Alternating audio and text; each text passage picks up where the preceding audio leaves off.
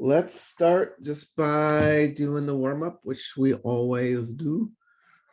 So let me pull that up.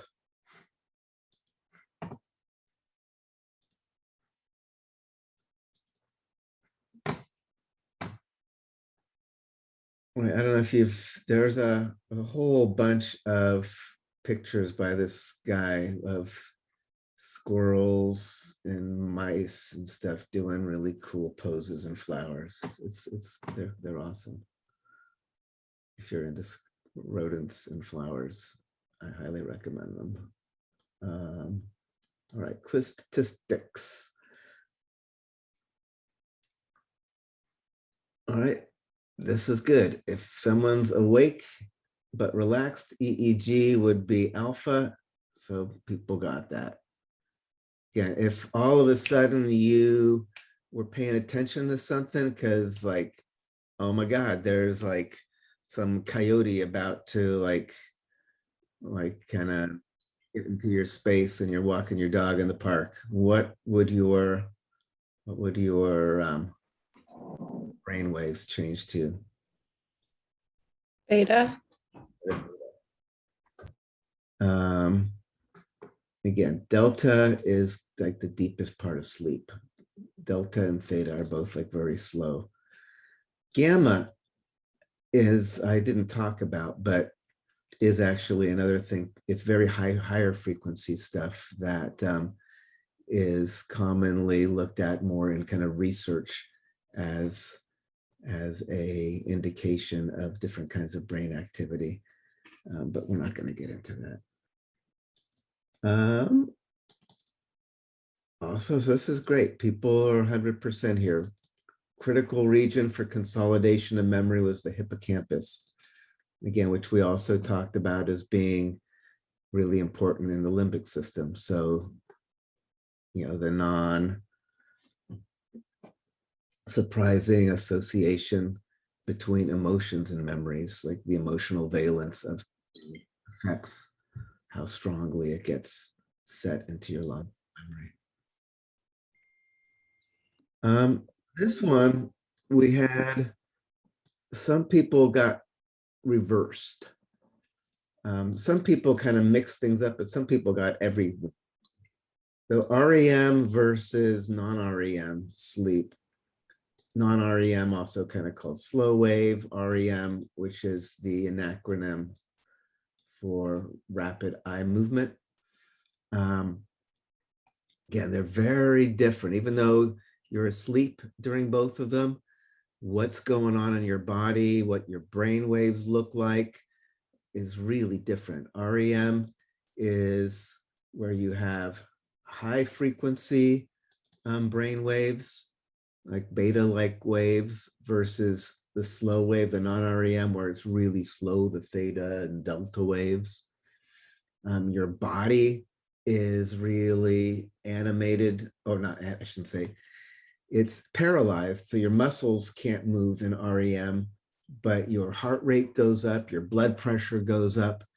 You know, so you're kind of more activated. Your brain is more activated, your body is more activated, versus non-REM, where your temperature goes down, your heart rate goes down, everything kind of slows down. So REM is also where I've mentioned most dreaming occur. There can be dreaming in other parts of sleep, but most of the time when people are dreaming, they are in the REM phase of sleep.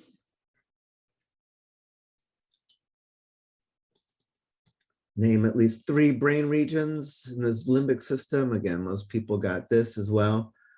We talked about the hippocampus, which we just mentioned, hypothalamus. Hypothalamus, in addition to being part of the limbic system, what else does the hypothalamus play a role in? The endocrine. Endocrine, yeah, it was the thing that controls the pituitary gland. So we talked about, you know, emotions can affect your hormone release, like your stress hormones, like your state of mind can actually affect your white blood cell count in, through these mechanisms, right? Your psychic stress affects your release of stress hormones, releases your production of white blood cells in your immune system, and you can have very physical effects from kind of emotional states. Also talked about hypothalamus being at the core of all these autonomic functions and drives, right? It was what set your temperature, had hunger and thirst, and as well as like heart rate, blood pressure, breathing rate and depth. You're freaked out and it's like really real physical things happen to your body. Your heart speeds up, you gasp, you whatever. I always think it's kind of fun to realize that your mind is the whole, people use that word psychosomatic sometimes as this kind of like, oh, it's like there is this real interesting connection between your mind and your body, and how those connect. A lot of it happens, like the hypothalamus plays a big role. Blah, blah. We also talked about the insula as part of the limbic system. Again, insula also is a big part of monitoring your interoreceptors, your kind of the internal status of your body. And again, we talked about like there's some people think of at least some real basic emotions as being more something you become aware of as your body has a response, and then the emotion is a thing that gets kind of layered on top of that. Oh, my heart's racing, I'm sweating, I'm like all tensed up, I must be scared or excited or something. But it's like the body leads, and then the emotion kind of follows. So it's kind of fun to think about that as well. What else? Dreaming, most people got mainly in the REM phase. So are there any questions about any of the material we've covered? And we also, and then we also kind of introduced the senses, which we're going to go into way more detail today. So any questions about any of the stuff from last week? Yeah, I had a question. In my notes, it was a little unclear. When is lucid dreaming? Is that in REM or is that in the deeper? So it's probably happening in REM, because people in some of these studies that people have done, people can report back while moving their eyes, like in their dream, when they're having their lucid dream, and they'll intentionally do some little pattern of left-right flicks of their eyeballs, and the researchers will see the sleeping body actually have the eyes do the little pattern of the eye flicks. So that means it's got to be in REM. Okay. Yeah, I want to kind of stay focused on our lecture on sensory nervous system, which is probably one of my favorite parts of physiology. It's where we take in our understanding of everything and kind of create our kind of best fit models of what it all is and how to navigate through it. And it's really amazing to see what we can do. And also, I think it's also fun to like look at the limitations of that as well. So let's continue.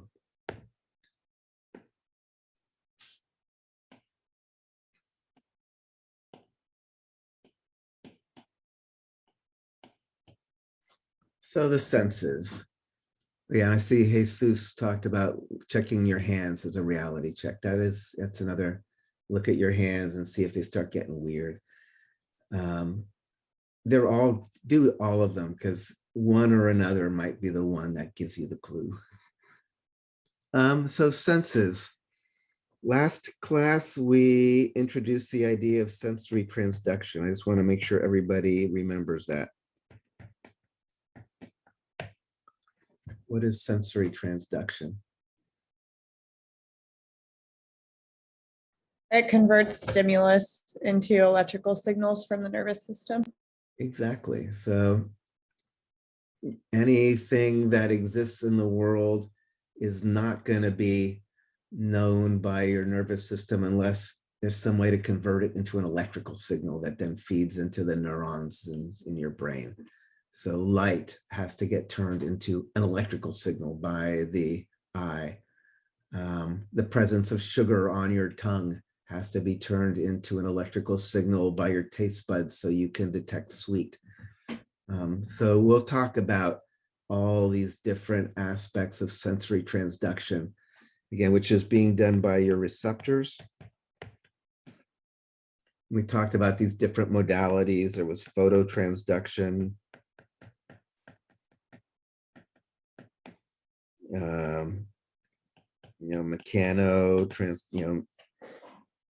mechanical, this motion, movement, stretch. This is how we do touch. This is even how you do hearing, because hearing is just vibration of your eardrum. There's receptors for temperature, thermoreceptors. There were nociceptors. And what was the stimulus for a nociceptor? Pain. Yeah. Well, no, pain is like the experience, but what causes the pain? Tissue damage. Yeah, tissue damage or possible tissue damage. So there's photoreceptors, mechanoreceptors, thermoreceptors, nociceptors. And then what's the one other major class that we talked about? Chemo. Yeah, chemoreceptors.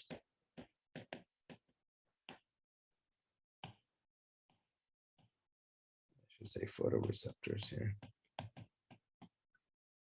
So these are all what we call kind of like modality. What are the different kind of types of stimuli they respond to?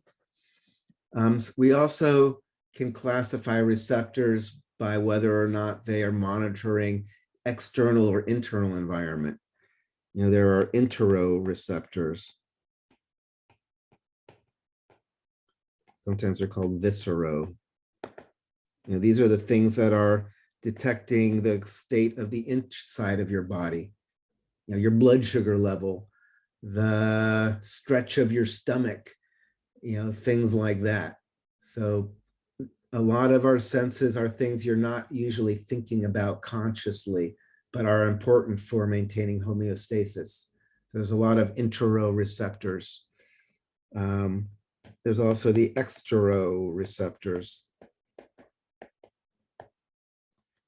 You know, the world outside. This is your more classic five senses. You know, the hearing and seeing and smelling and tasting and feeling. You know, so general senses. You know, we will be referring to interoreceptors, you know, throughout the semester.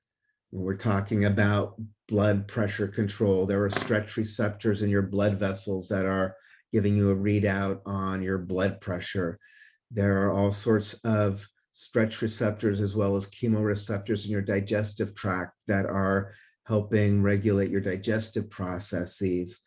There's, you know, receptors monitoring pH and carbon dioxide levels to control your respiratory system. So these are going to be important, but we're going to just kind of assume they're all over doing all sorts of things, and we'll bring them into our discussion as necessary as we go through the different systems. What we're going to focus on for the rest of this week are the kind of classic five senses of the exteroreceptors, the things that are kind of monitoring the outside world. But yeah, don't forget that these internal receptors are important as well and are, you know, playing important roles in a lot of our autonomic reflexes, for instance. All right. Let us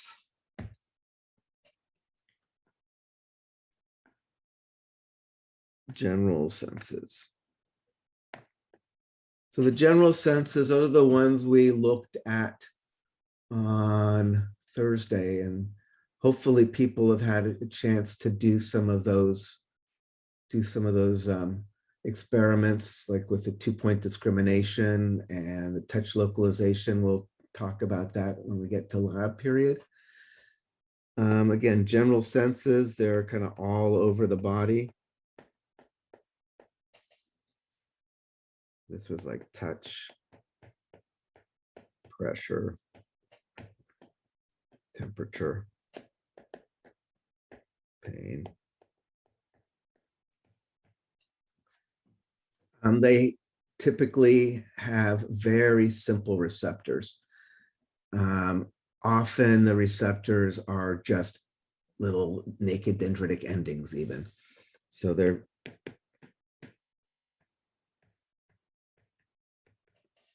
so for instance, here's your brain and spinal cord. Let's put the person here. Here's their, let's say here's their finger.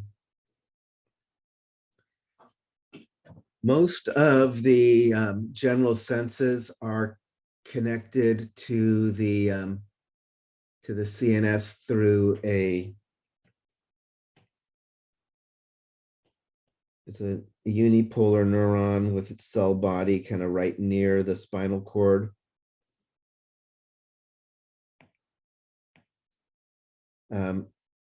If in anatomy, you learn about the dorsal root ganglia. The dorsal root ganglia, remember, ganglia are just neuron cell bodies that are in the peripheral nervous system.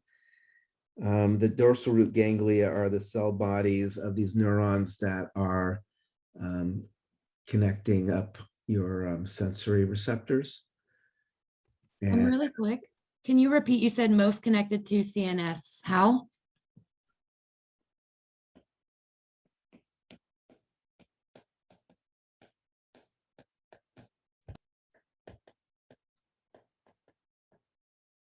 so the dorsal root ganglion is the cell body of this unipolar neuron that connects the sensory receptor to the CNS.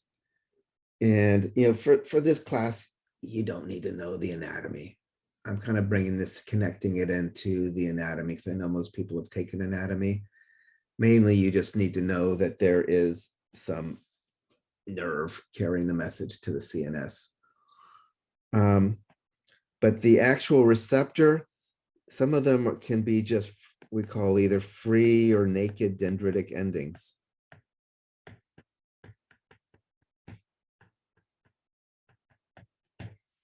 Like if you look at it under the microscope, it doesn't even look like anything. It just looks like little extensions off the end of this neuron here. You don't know actually what kind of receptor it is until you actually start testing it and see what do you do to make it actually respond. Does it respond if you like stretch things? Oh, it's a touch receptor. Does it respond if you make things hot? Oh, it's a heat receptor. Does it respond if the temperature is going down? Oh, it's a cold receptor. So just by looking at it, you wouldn't even know. That's why I'm saying they're really simple. They're so simple that you can't even like know what they do by looking at them, because they just look like little dendrites, little extensions of nerve fibers. Some are encapsulated.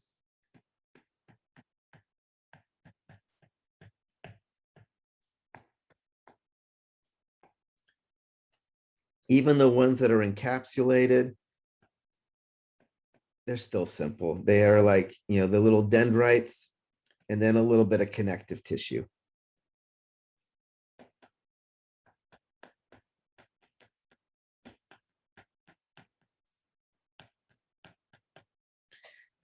A number of the touch receptors and some stretch receptors and things are like this. They're still pretty darn simple. So as opposed to the special senses that we're going to get into in a few moments, where the receptors are much more complicated. They're usually not that usually, they're multicellular with different cell types that work together to create a more complicated organ to do the reception. For general senses, it's just a simple little either free dendritic ending or something with a little bit of connective tissue to give it a little structure. But other than that, there's not much more to it. I think that's where I'm going to leave the general senses. You know, we talked about a variety of qualities of them. What was the idea of, what does it mean to adapt? What's adaptation?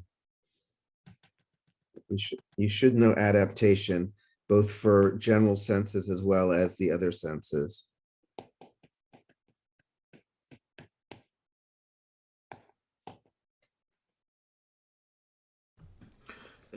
It's when, if there's a constant stimuli, your perception of it will actually decrease over time unless there's a change in the stimuli. Yeah, exactly. Like a lot of these receptors, we saw it with the touch receptors, we saw it with the temperature receptors. If the temperature changes, you feel it, but then after a little while, it kind of turns into like, just kind of like comfortable. You don't even really notice, is it hot or cold anymore until you change or touch. You put some clothes on, you feel something on your skin, or you pull your hair back in a ponytail and you feel your hair pull. Or you put a hat, after a little while though, you stop feeling it. And a lot of these, sometimes the adaptation actually happens within the receptor itself. Especially in these more simple things, the receptors can stop responding and then kind of wake up again. Some of the other adaptation, particularly when we get into some of the more complicated stuff in the visual system and smell and things like that, that's going to be more central, like things like your brain can also play a role. But some adaptation actually happens at the level of the receptor itself.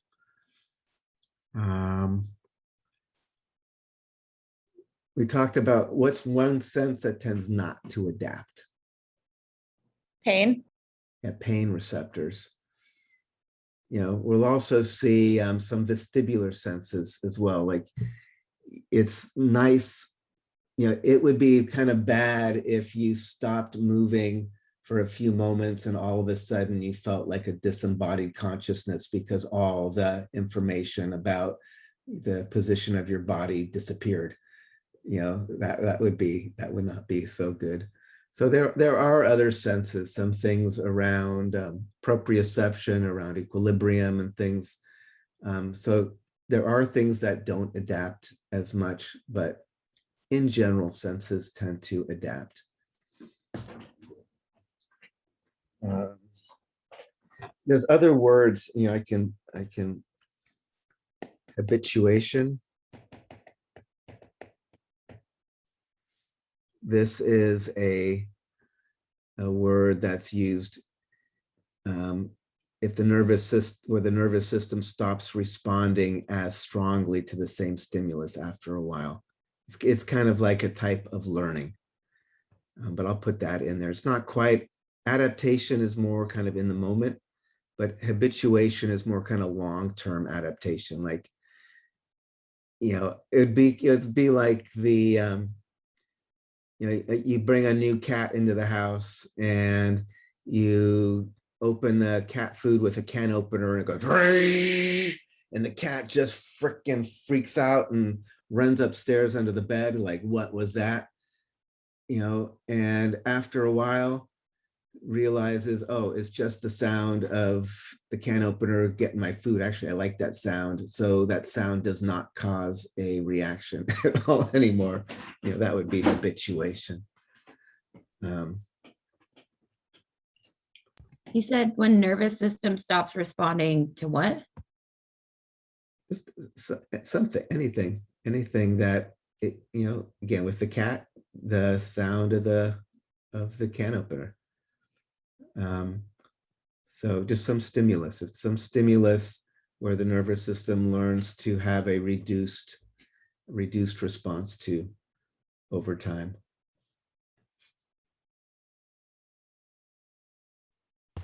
It's kind of like the worry, in the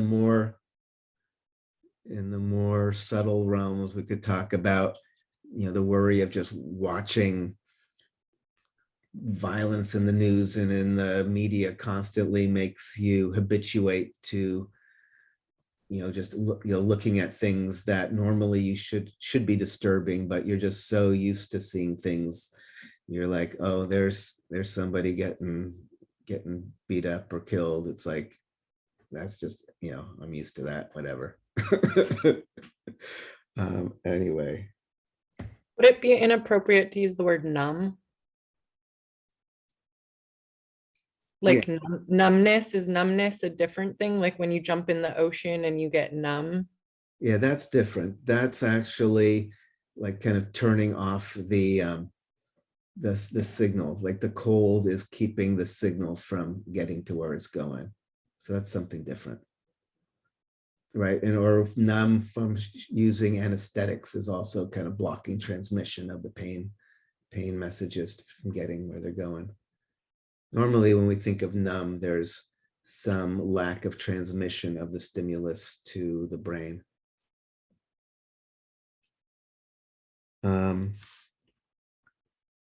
Obviously, numb is used more metaphorically, like you become numb to the violence in the world or something. So, obviously, it depends how you use the word. All right. So let's look at the time. I am going to start with smell and taste just because they're easier and we can just get through them pretty quick and easy, and then we'll get into the vision and the hearing. So now we're going to do the special senses. Like I said, special senses are different from the general senses in that they're in the head.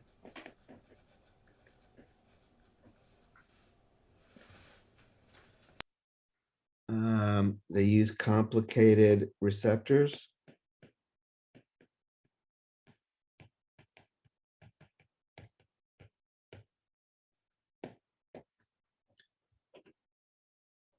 So we're going to have olfaction, and we're going to have gustation, and we're going to have hearing and equilibrium. We're going to have vision. We're all going to be things where the little organs to do the reception are located within your head and are going to be kind of larger, more complicated structures with multiple cells and things like that. All right, so let's start with smell, which is also known as olfaction, and taste, which is also known as gustation. So let's start with the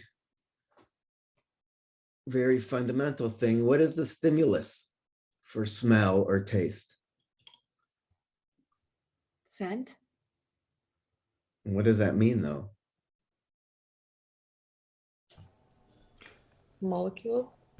Yes, they're both of them. These are chemoreception. Both of these are molecules. For smell, where are the molecules that you're detecting? In the air. Yeah, these are going to be, the stimulus are going to be molecules in the air. When you sniff, you're basically sampling a little bit of the air, bringing it up into your nasal cavity where your little receptors are that do olfaction, convert the identity of these different molecules into electrical signals for your brain. For gustation, it's also molecules, but they're molecules dissolved in your saliva.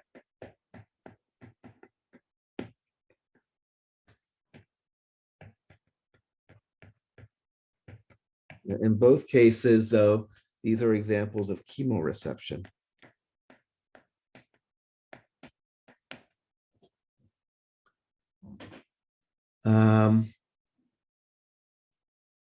For all of the senses, we're going to talk more kind of detail about the idea of the transduction. How do you think we are going to accomplish sensory transduction to identify some molecule and turn it into an electrical signal for the nervous system?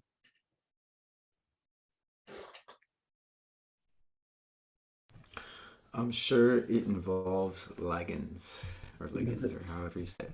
Yeah, so in fact, these are ligands. And how do you take a ligand and manage to turn it into an electrical signal?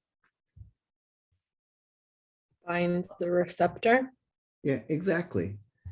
Both the olfactory cells and the gustatory cells in the taste bud, they're going to have receptors that recognize, that bind and recognize particular molecules. And when that binding happens, it's going to open up some ion channels to create some electrical signal, which is going to go to the brain.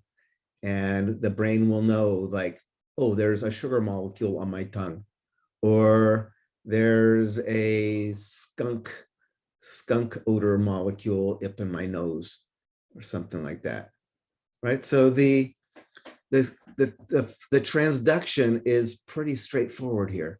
It's just going to be some kind of receptor that recognizes some particular molecule and binds it.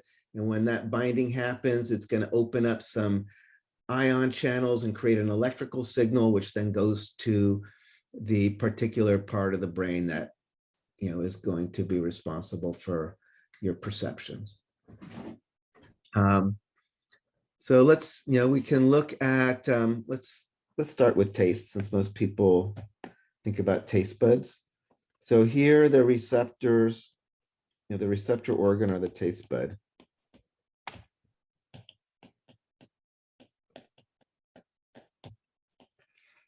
So I'm going to talk, I'm not going to talk a whole bunch. In anatomy, you go way into the details.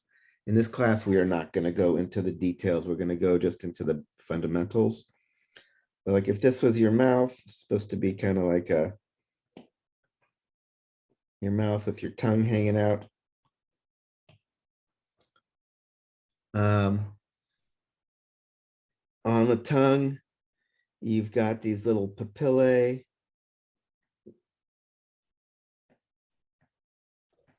You know, it's like the little dots that you see on your tongue. And then kind of down on the sides of those papillae, you have these little structures, the little taste buds. So they're scattered around your tongue.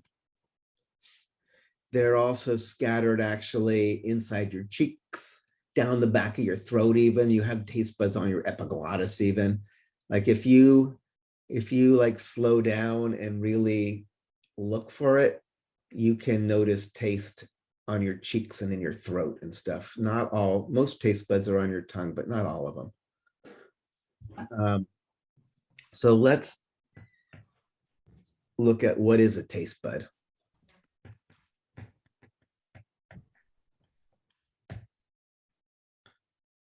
So, so if this is like one of these papillas on your tongue,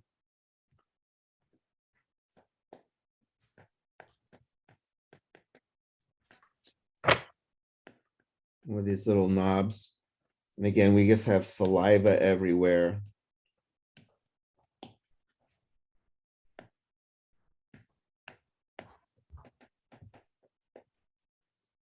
We want the taste bud to be kind of out of harm's way, where all of the food is grinding and rubbing and scraping. So the taste buds are kind of down on the side. I'm kind of trying them a little too big, but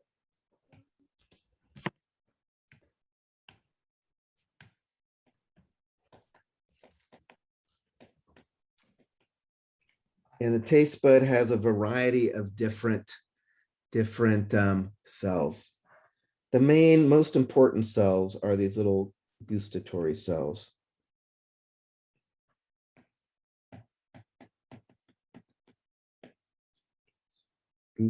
Gustatory, also called taste cell. And these are the ones that have the receptors on them.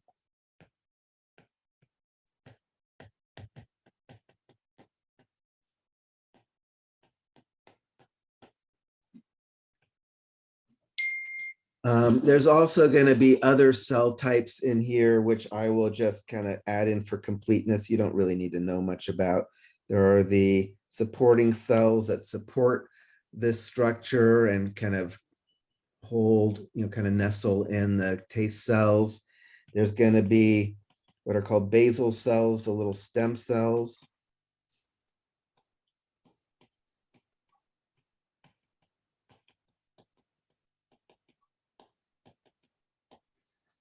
That can make new supporting and taste cells to help repair worn out taste buds.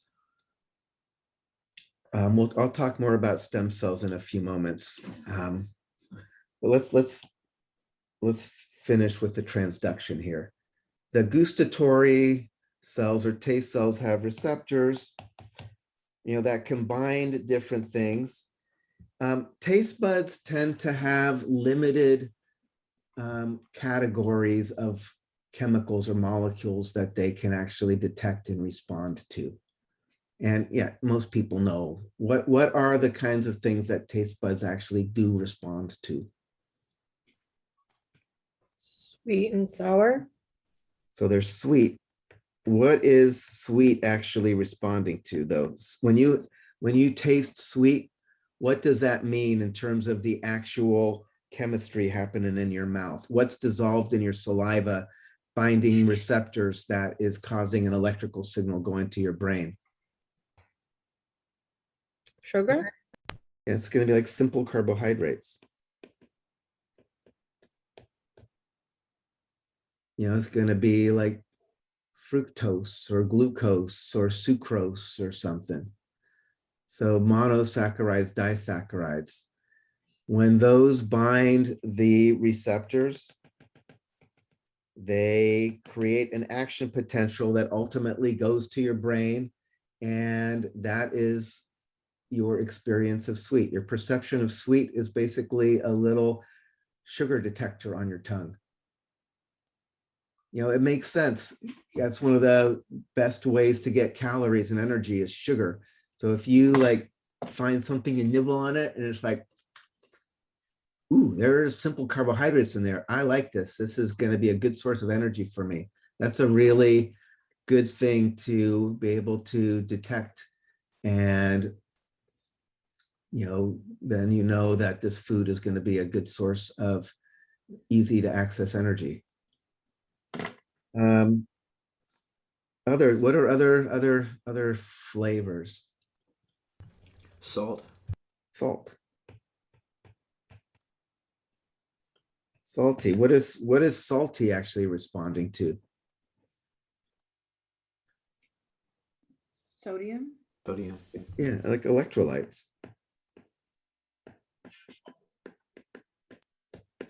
Right. And if you think about, it's another thing, you are not going to survive if you don't have your sodium and your chloride ions and all those things to create your electrical signals and everything in your body. So it's critical that you've got enough of these electrolytes in your diet and bringing them into your body. Right. I mean, the whole, you probably, most people know, like the word salary, your salary comes from the old word for salt, sol, because people would get paid with little bags of salt back in the old days because it was such a precious commodity. So you have this salt detector, electrolyte detector in your mouth. So it's like, there's some electrolytes in there. That's good. I need those. In general, sweet and salty are things that you like. And I should mention one of the things that's kind of cool. Sometimes people add a little bit of salt to things that don't necessarily taste salty, right? If you're making candy, if you've ever made candy, you actually add salt to the big sugary mess that you're making. Or even if you're making bread or you're making anything, you usually add some salt. How could salt actually in your food play a role in intensifying other flavors without even being detected as much as being salt? The open channels. Or you're close. If channels open, let's say this sugar receptor opens a channel, what is very likely causing the voltage change due to the the sugar binding the receptor? What was one of the main things that depolarized cells that we've seen so far? Sodium. It's sodium coming in. So if you have a higher concentration of sodium, that's going to probably intensify the voltage changes due to other activity on other taste buds. So it's kind of a cool concept if you think. Does that make sense? All right. What are other tastes? Bitter. Bitter.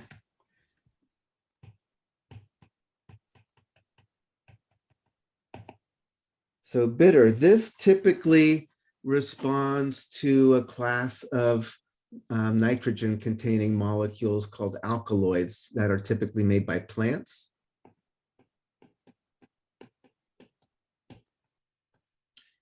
And these are things that plants make often to protect themselves.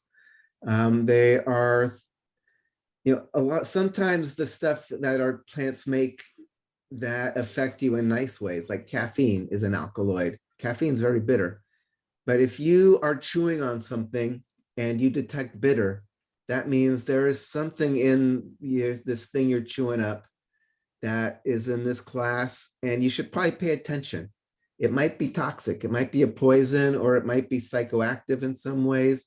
A lot of the stuff in plants that affect us in different ways are alkaloids. So bitter is something to pay attention to. It typically means there's something there that might have some bioactivity. What's another flavor? Umami. So that is one that people now bring in. I'll put it up over here. Umami, which is typically from like monosodium glutamate or things like that.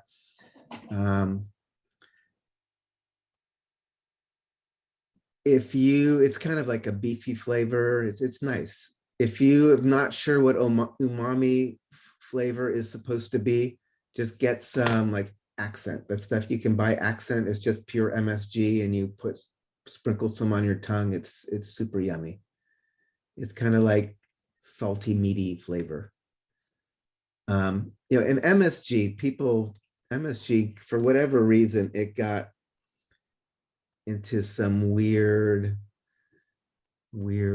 cultural like whirlpool of being evil or something. But for most people, MSG is just another thing that actually adds some nice flavor to stuff. It's naturally produced in fermenting foods. They did some study like it was a few years ago, of looking at people who were convinced that they were deathly allergic to MSG, and most people, it doesn't have any effect at them at all.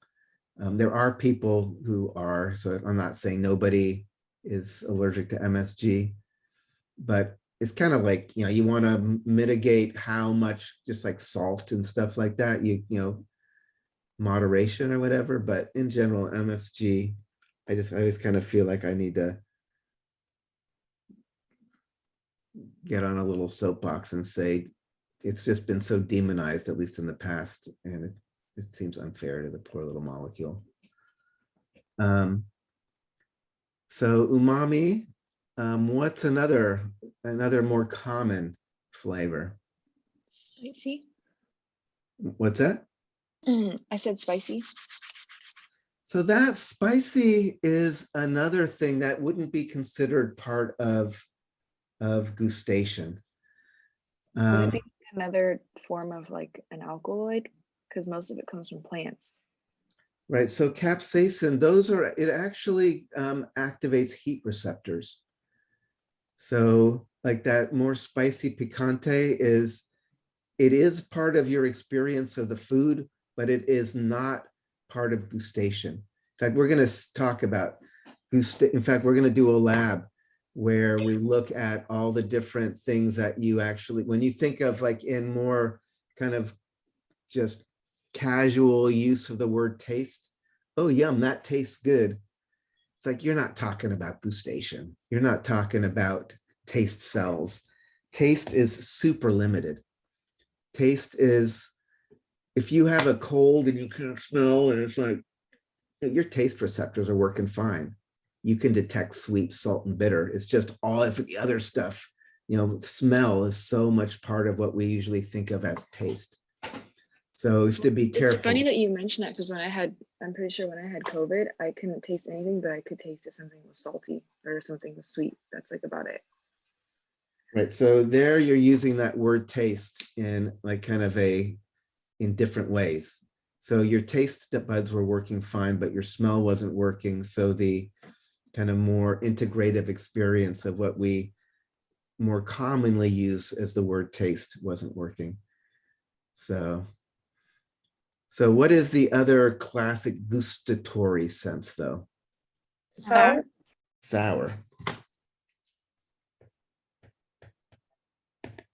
What is sour responding to? Acid? Yeah, acid, low pH. So this, when we talk about taste, it's just this very limited subset. And for these things to actually be detected, they have to be dissolved in your saliva and get down to the receptor.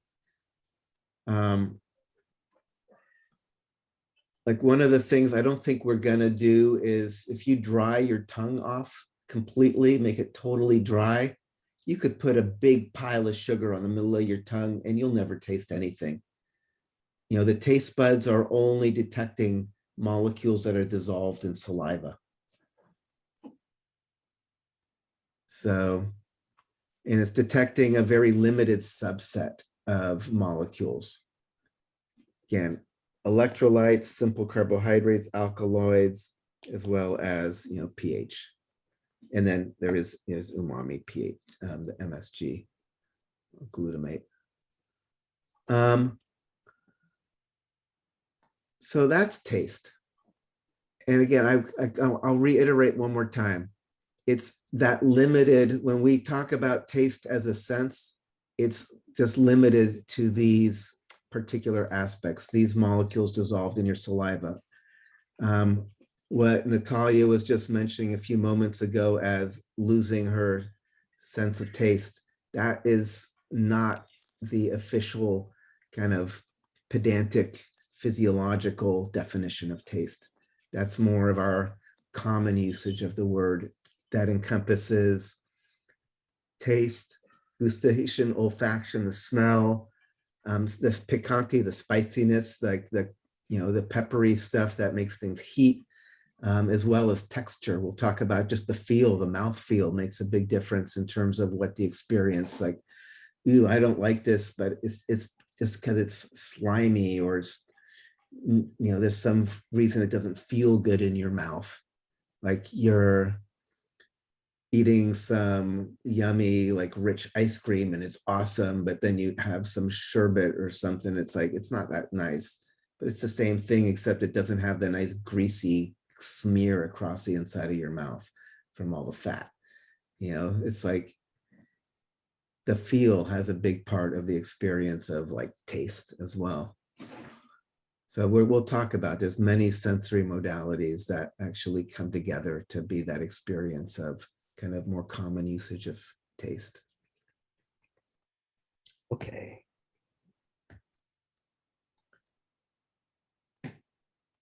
All right, so gustation.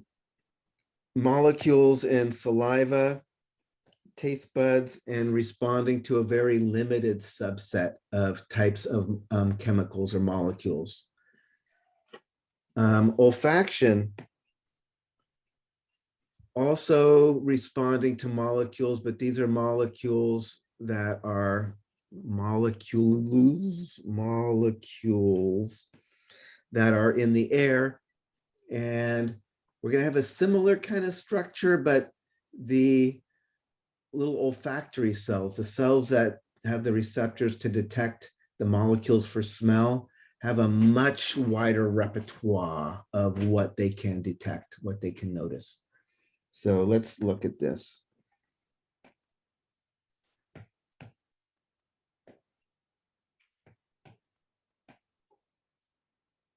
Actually, let me do this little.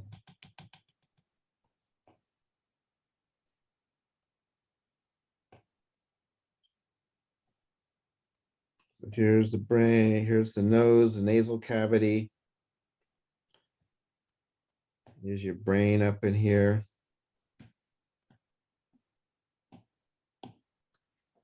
There's this little thing called the olfactory bulb and olfactory tracts, which head into the brain.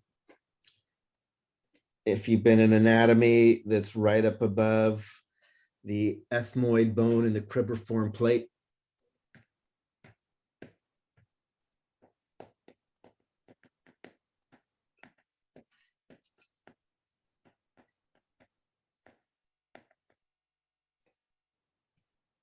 The olfactory bulb basically goes in and, connects into the brain. This is the nasal cavity. Whoops. Up in here. And on the roof of the nasal cavity, you have what's called the olfactory epithelium.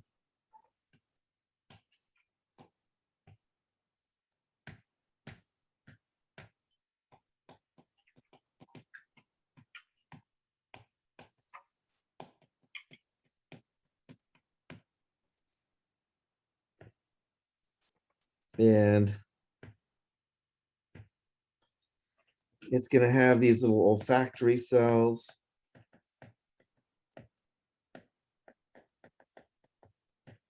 With receptors. Let's maybe draw them a little more dramatically.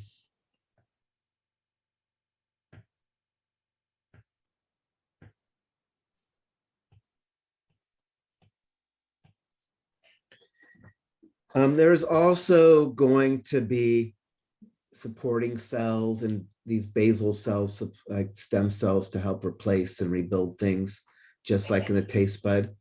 So it's more than just the olfactory cells, but they're the ones that we care about. These receptors will then detect. You'll breathe something in, sniff. So there's some molecule here, you sniff it in, it binds a receptor. That olfactory cell then sends up its little axons. They connect up into the olfactory bulb, which then goes into the brain. But so it's the same basic idea like taste buds, except instead of having a more limited set of things, there are all sorts of receptors for all sorts of shaped molecules here. In fact, let me bring something up here. I think I have it.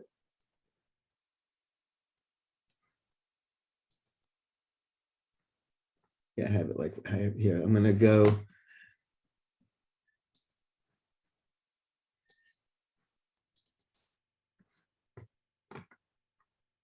So this is actually stuff that I put in the module for the Olfaction lab that we'll be doing later. This is showing different shaped molecules, and then a word that says, what is the subjective experience if that molecule binds the olfactory cells in your olfactory epithelium? So if something like this binds on that olfactory epithelium, creates some electrical current, which then creates an action potential up into your olfactory bulb and then up into your brain, your experience is, oh, lemony. If this shaped molecule binds in there, the experience is, apple. if this shaped one, it's like, ew, skunk. This shaped one, oh, it's urine. This shaped one, oh, it's jasmine, right? So the idea, your subjective experience of smelling a smell is actually just the, way for you to make sense of the kind of chemical detector up in your nasal cavity. So you are detecting different chemicals in your environment floating around in the air, and your way of kind of identifying and naming and kind of making sense of it all is by experiencing these different smells that you can identify. But that's when you smell a particular smell, your nervous system is identifying the presence of a particular molecule in your environment. So that's what smell is. Smell is a chemical detector, which is pretty very, very sensitive. You can detect very small amounts of things in the environment. I should mention, oh, your flowers. Let me go to the, let's turn off this. This is just showing like, when you smell a rose, what are you really smelling? These are the main molecules that make a rose smell like a rose. These are the main molecules that make a violet smell like a violet. These are the main molecules that make a lilac smell like a lilac. Like all those terpenes, like if you've been following all this, like the latest stuff with, with cannabis, they'll like take the cannabis and extract it till it's just THC, which has no real flavor or smell. And then they'll add back in the terpenes from the original plant that make it kind of have kind of a, a fruity smell again. And a lot of these things they have smell, but they have sometimes they have bioactivity as well. So anyway, smell is the presence of molecules. And again, remembering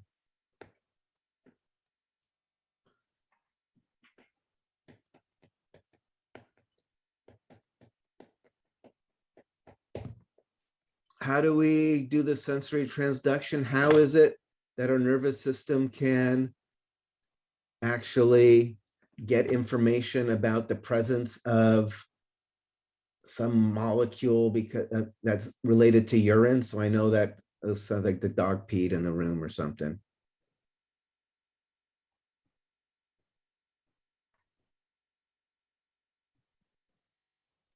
How does the sensory transduction work? How is it that your brain can know that your dog peed in the corner of the room? Because of the receptors? Say it again. Because of like the stimulus that's getting into the receptors, right? The ligand or whatever that's plugging into the receptors, causing the electrical signal to go to your brain. Right. So exactly. So I something I want people to really kind of take home is, it's your system is set up. So you have these little receptors up here in your nasal cavity on these olfactory cells. It's like, ooh, he feels bad. There's a bunch of pee in the corner. And that there's pee in the room because this is kind of outgassing. There's little molecules that are related to urine. You're sniffing, they get up into your nose, they bind to the receptor. When they bind the receptor, they open channels and create some action potential, which ultimately goes to your brain. It's electrical signal to let you know, oh, there's little molecules of urine floating around in the room. That's always a little disconcerting when you realize, like, if you smell dog poop or something, that you actually have little dog poop molecules up in your nose. um, but it's a way of sampling what molecules are floating around in your environment and getting a readout on it. Okay, it's the most ancient of all the senses. Again, if you think about, back in the primordial goo, when there were just like some little like cells that were just tumbling around trying to like find nutrient stuff or get away from stuff that was toxic to them or something, they still need some ability to detect what kind of molecules are floating around in my environment. Like if it's something nutritious, kind of swim that way. If it's something toxic, swim away from it. In some way, that's just a version of smell, right? It's just detecting the molecules floating around in your environment and then having some, so you can respond to them. So all of your senses that we've talked about go through, or that we will talk about even, initially synapse in the thalamus before going into the higher levels of the cerebrum, except for smell. Smell actually has low-level pathways that connect up into different regions of the brain in a more kind of low-level kind of wiring under the floorboard, so to speak. It's connected into the brain in a more kind of fundamental way. So yeah, sometimes the sense of smell can get connected to memories and things like that in ways other things don't sometimes, just because it's connected into these limbic regions and stuff in ways that other things are a little more abstracted from. So olfaction.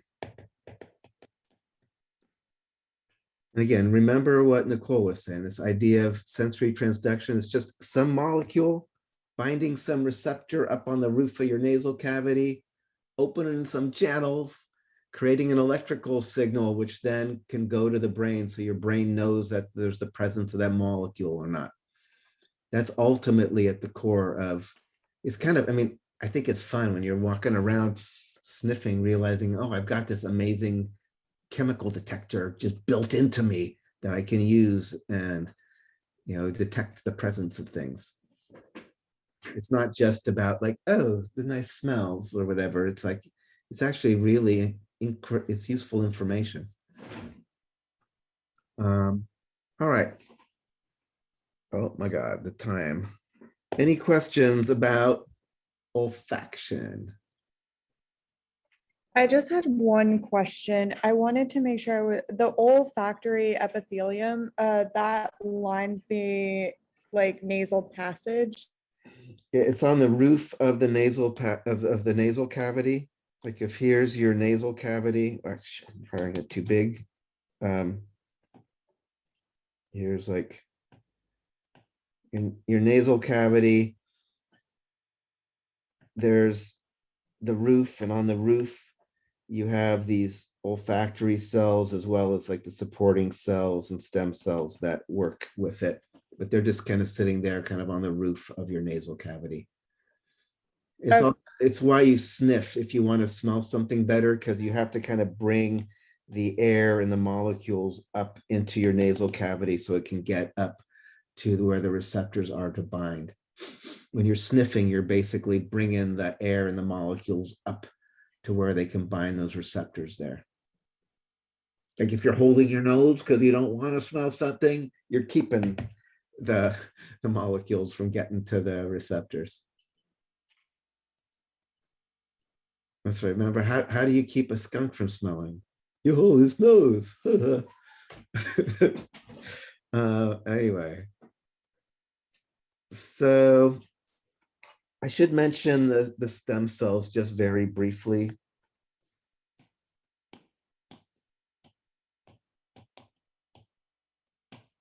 So stem cells, what is a stem cell?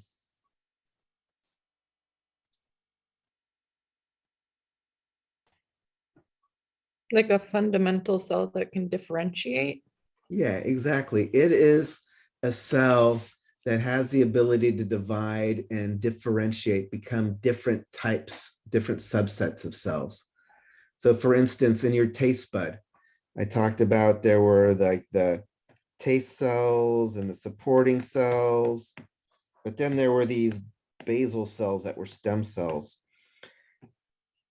So those stem cells have the ability to divide and replace worn out taste cells or supporting cells.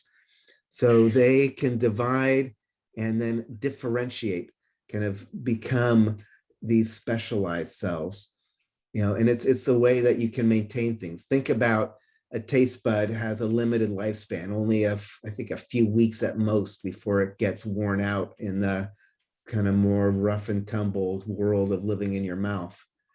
But you have these basal cells, these stem cells, dividing and replacing the worn out cells.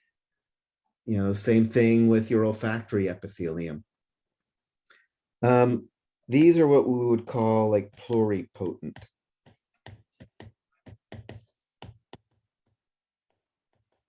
They have a limited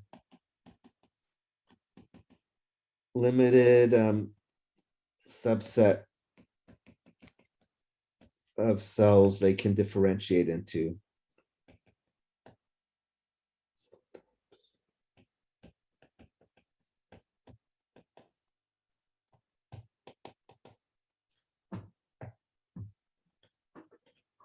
Right, and you've seen this in anatomy. There were the mesenchymal cells in your connective tissue that could become new fibrocytes or adipocytes or things like that, but limited to cell types found in connective tissue. You have these basal cells that can make new taste bud cells, but that's it. Or you have cells in your olfactory epithelium that can replace worn out things. So all around in your body, you have stem cells that have these limited subsets of cell types that they can differentiate into to replace their specific little territory. What are the stem cells that people are really like interested in the bigger picture for like trying to regrow organs and things like that?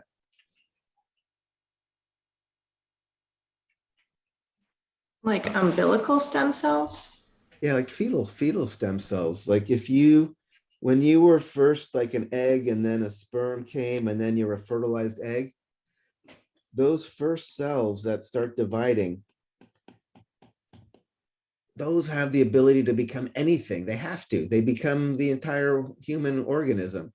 So these fetal stem cells have the ability to differentiate into anything, not just a limited subset, but anything. So that's why they're so attractive as this way to try to repair damaged organs or spinal cords or whatever.